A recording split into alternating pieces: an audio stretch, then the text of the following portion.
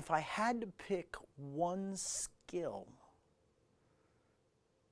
that I would work on over and over and over again for you, it would be session hijacking. This requires an interaction between two hosts and inserting yourself into their communication path. That means you either need to be really close to the source or the destination. If you have that proximity and you can take over an authenticated session, you win. You've gotten past the normal authentication controls, and you can dig much deeper in at that moment in time.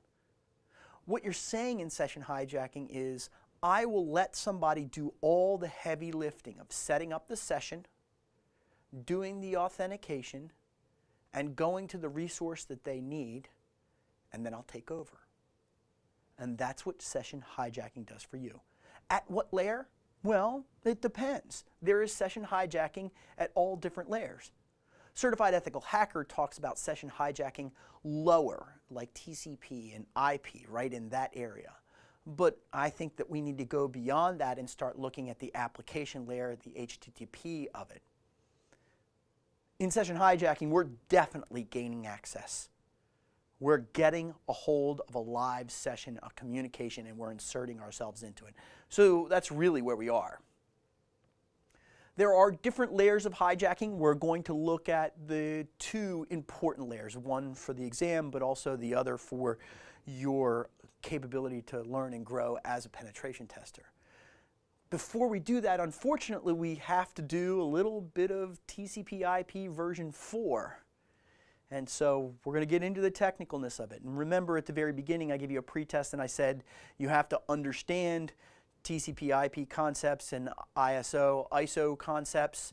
If you don't know the OSI model, this is going to be a little tough on you. So if you feel a little lost in these areas, I'm going to give you lots and lots of resources from what I do to learn, and you're going to have to take that extra time there. If you want to be skilled in this area, you're going to have to work a little harder than normal. Now, we're going to talk about there's a difference between spoofing and hijacking, and that causes a lot of problems. So we're going to delineate those two. We'll talk about the types of session hijacking and a little bit of sequence prediction. Okay, for the exam, you're going to have to know your protocol headers. Now, this fits back into the sniffing section. If you're looking at Wireshark, you know what your protocol headers look like.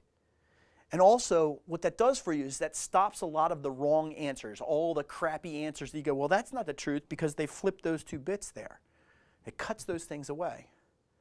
And you're also going to have to know the format of your attacks. We're going to do both session hijacking layers, both TCP/IP and application HTTP session hijacking. Okay, so prerequisites: headers, layers, concepts, flow of the message packets, understanding TCP/IP stack, spoofing attack, and hijacking attack. Now, the 2 last pieces down here. Spoofing attack is impersonating. That is pretending to be you. I do not have any credentials. I just say, hi, I'm the President of the United States. And you go, okay. Hijacking is the President of the United States came along, introduced himself, and I bumped him out of the way and I said, hi. I want to take over this conversation.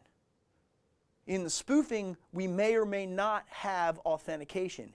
In the hijacking, somebody did the authentication for us. When we look at the IPv4 header, this is it. This is a block diagram of it, starting off with version. A version at the 0 bit basically is 4 most of the time. What you will see in the very beginning of all IPv4 packets is 4500. If it was a v6 packet, it would be start with a 6 for version 6. Type of service, total length, identification, flags, those IP flags, fragment offsets, time to lives, all of these tools here, we're going to manipulate some of this in our session hijacking. remember there's a data field. So let's back up for a second. Notice at the bottom you don't see where it says data, but after options and padding is data. This data field is carried to the next layer. In de-encapsulation, at IP layer, I get this and I say, okay, all these things have been satisfied and I can set up all this communication with you here, and there's a piece of data inside of here. You've satisfied that. I know I want to send it up the stack. I don't know what this data is, but I'll pass it up to the next layer. I don't care what it is. You satisfied my requirements here. That's important to understand that when we de-encapsulate at this layer, we don't care. If I can get you to satisfy the requirements at one layer and be different in another layer, the abstraction between the two layers, I can take advantage of that. In IP, it's unauthenticated traffic. In TCP, it's authenticated traffic, but only at session. So, in TCP/IP, we've got a header concept. There's abstraction from one layer to the other. In TCP layer, we do sessions and stream. In IP layer, we do transmission, and those layers separated.